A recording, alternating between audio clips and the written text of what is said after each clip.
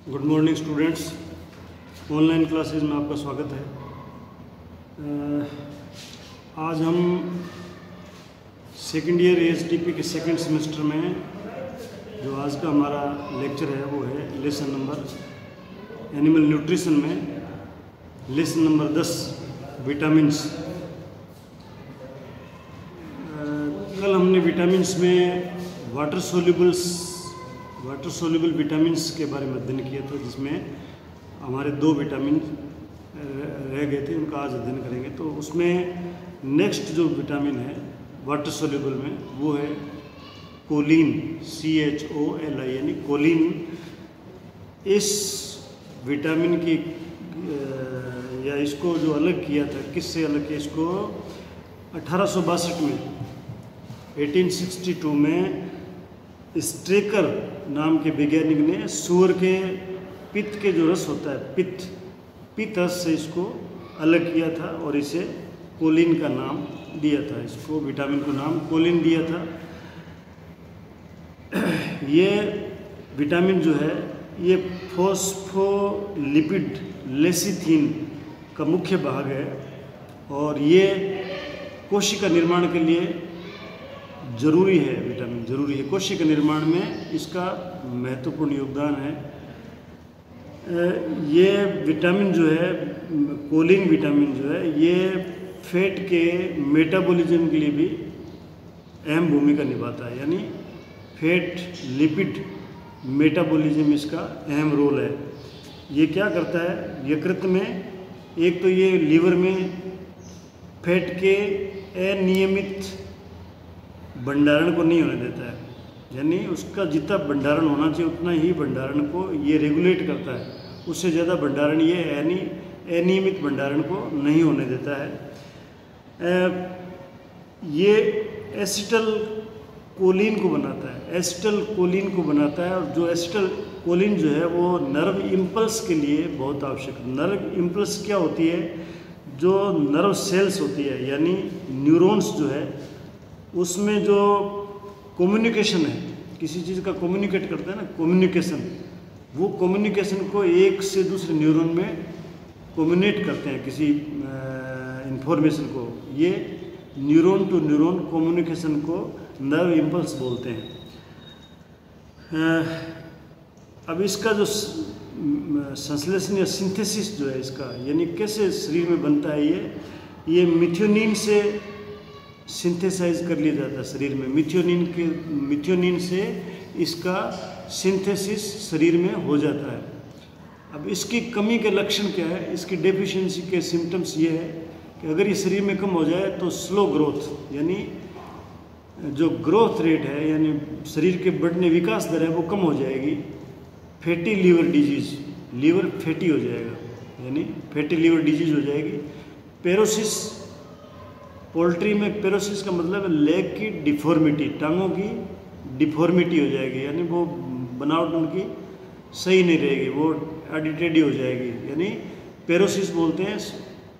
Leg deformity इन poultry और slipped tendon इन chicks, ये tendon जो है वो स्लिप हो जाता है, स्लिप होता रहता है टेंडन, उसको स्लिप टेंडन बोलते हैं। ये चिक्स की बीमारी है, ये इस विटामिन की कोलिन की कमी से होती है। तो ये 3 प्रकार की जो डिजीज़ बताई मैंने आपको, ये कोलिन की कमी से होती है। अब इसकी रिक्वायरमेंट कितनी है शरीर में, अगर लैक्टेटिंग काऊ है, दूध देने वाली गाय है, तो उसको 1733 mg पर डे इसकी आवश्यकता होती है। अगर मान लो पिग है तो उसको 900 mg पर kg फीड के हिसाब से आवश्यकता होती है। पोल्ट्री अगर ब्रॉयलर है यानी मांस के लिए पाली हुई है, मीट के पर्पज़ के लिए, तो 1300 mg पर kg फीड चाहिए। और अगर वो लेयर है, अंडे देने वाली मुर्गी है, तो उसको 500 mg पर kg फीड आवश्यकता होती है। इसका सप्लीमेंटेशन आप कैसे कर सकते हो, अगर मान लो शरीर में कम है तो इसको पूर्ति कैसे करोगे, अनुपूरक यानी सप्लीमेंटेशन वो करोगे आप। एक तो हरी पत्तीदार जो आहार है, हरी पत्तीदार आहार में ये प्रचुर मात्रा में पाया जाता है विटामिन कोलिन। और यीस्ट, YEAST, यीस्ट यानी मोल्ड फंगस जो है उसमें ये पाया जाता है विटामिन कोलिन। और एक है एग योक, एग का योक जो है उसमें, अंडे के योक में ये पाया जाता है। तो ये था विटामिन कोलिन के बारे में। अब आता है विटामिन B12, यानी आखिरी विटामिन जो है वाटर सोल्यूबल, वो है B12, यानी इसको साइनोकोबालामिन भी बोलते हैं। इस विटामिन को सबसे पहले 1926 में ये साइनोकोबालामिन जो नाम से जाना जाता था इसको, यानी 1926 में जब इसकी खोज की तो इसको साइनोकोबालामिन के नाम से जाना जाता था। इसके बाद फिर इसमें 1948 में मर्क नाम के वैज्ञानिक ने, MERC के मर्क नाम के वैज्ञानिक ने इसका नाम जो है B12 रख दिया, इसका नाम B12 रख दिया। इस विटामिन को चिक ग्रोथ फैक्टर बोलते हैं। चिक ग्रोथ फैक्टर का मतलब है अगर ये विटामिन शरीर में कम मात्रा में होगा तो चिक्स की जो ग्रोथ रेट है वो कम हो जाएगी, तो इसलिए इसको ग्रोथ फैक्टर बोलते हैं, चिक ग्रोथ फैक्टर बोलते हैं।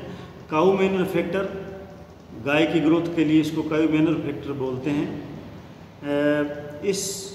ये विटामिन जो है ये रूमिनेट्स के अंदर, जो जुगाली करने वाले पशु है उनमें रूमन में कोबाल्ट की उपस्थिति में, कोबाल्ट जो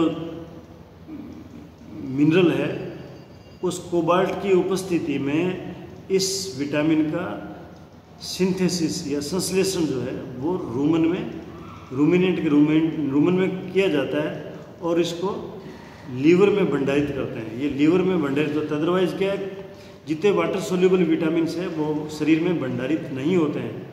यही एक एक्सेप्शन है विटामिन B12 या साइनोकोबालामिन जो लीवर में स्टोर होता है। तो ये इम्पोर्टेंट है, आपको ये मतलब क्या एग्ज़ाम में आ सकता है ये, तो इसको याद करना है कि ऐसा कौन सा वाटर सोल्यूबल विटामिन है जो बॉडी में स्टोर किया जाता है, तो वो है साइनोकोबालामिन या B12। अब इसके फंक्शन क्या क्या है, यानी इसके क्या क्या कार्य है विटामिन के। इस विटामिन के कार्य, इस विटामिन का संबंध जो है वो होमोसिस्टीन से मिथियोनिन का जब जैविक संश्लेषण करते हैं, यानी उसका बायोलॉजिकल सिंथेसिस करते हैं होम्योसिस्टीन से मिथियोनिन का, उस प्रक्रिया में इस विटामिन का अहम रोल होता है। यानी विटामिन B12 जो है वो मिथियोनिन का जब बायोलॉजिकल सिंथेसिस करते हैं होम्योसिस्टीन से तो इसकी आवश्यकता होती है। ये विटामिन प्रोपियोनिक जो एसिड है, प्रोपियोनिक एसिड के मेटाबॉलिज्म से, यानी प्रोपियोनिक एसिड के मेटाबॉलिज्म से सक्सिनिक एसिड बनाता है ये विटामिन।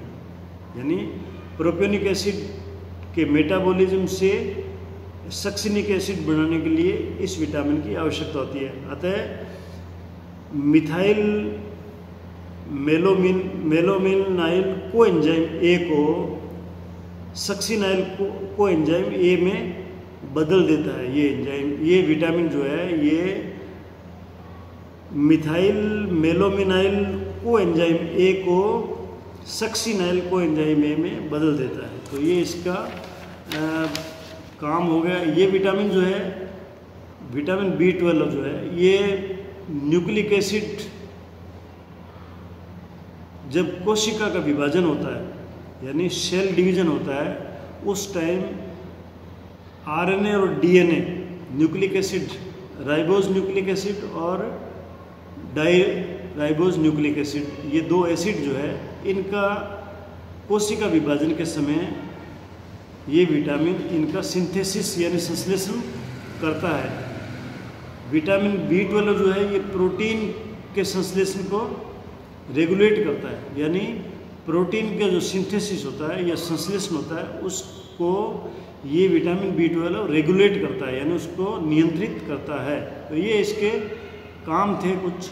अब इसकी अगर डेफिशिएंसी हो जाए शरीर में, विटामिन B12 की अगर शरीर में डेफिशिएंसी हो जाए, कमी हो जाए, तो आपको पशुओं में क्या क्या बीमारी या सिम्टम्स मिलेंगे। वो ये है, पहली बात तो ये है कि इसकी कमी जो है वो रूमिनेंट में नहीं होती है, क्योंकि ये रूमिनेंट के रूमन में इसका सिंथेसिस होता है, यानी ये संश्लेषित हो जाता है रूमन के रूमिनेंट में, इसलिए रूमिनेंट में इसकी कमी नहीं होती। लेकिन अन्य पशु जैसे है जो पोलोगैस्ट्रिक है, सूअर है,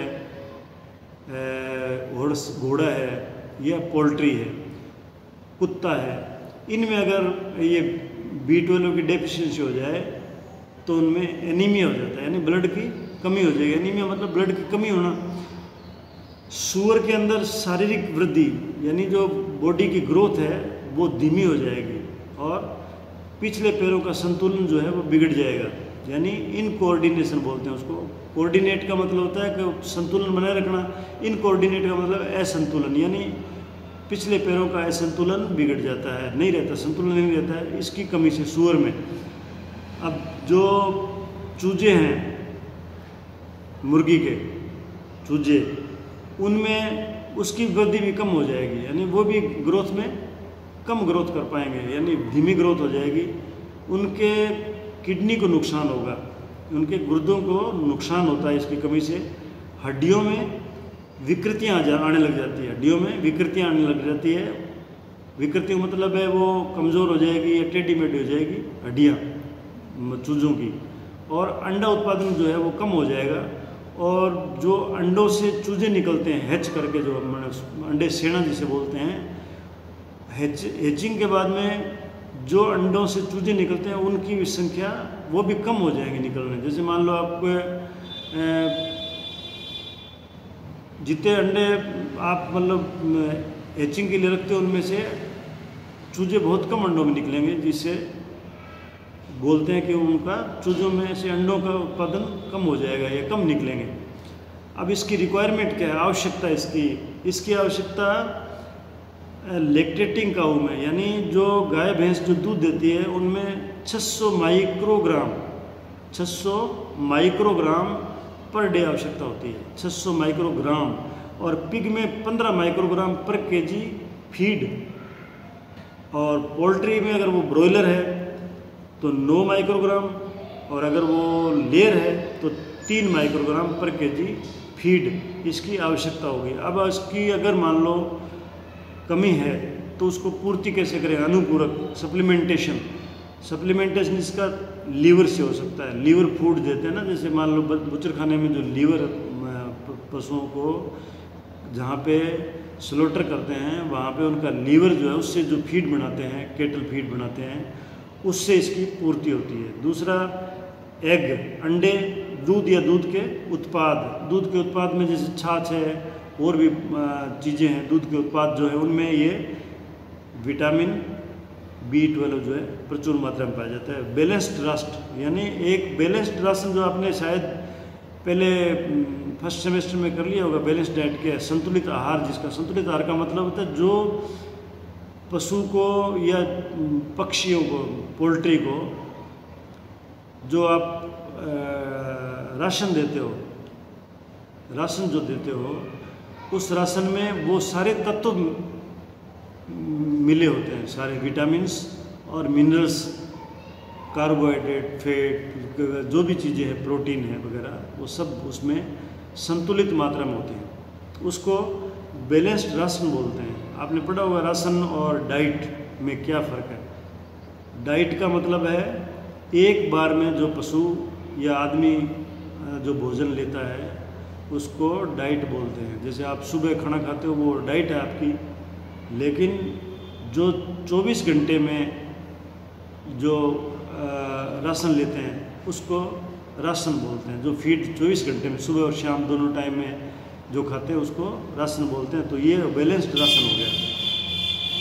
अब ये सारा जो है ना विटामिन्स पूरे हो गए अपने, फैट सोल्यूबल और वाटर सोल्यूबल। अब एक आपके इसमें पेज नंबर 138 पे एक सारणी है, चार्ट है, जिसमें deficiency symptoms of different vitamins, और प्रत्येक प्रकार के विटामिन्स की कमी से क्या क्या सिम्टम्स होंगे पशु में, उसका एक समरी है। ये जो आपने पहले पढ़ चुका, आपने पहले डिटेल में पढ़ा, अब ये समरी है तो ये आपको याद करने में आसान रहेगा। जैसे इसको मैं थोड़ा समझा देता हूँ। फैट सोल्यूबल विटामिन में आते हैं विटामिन ए, डी, ई और के।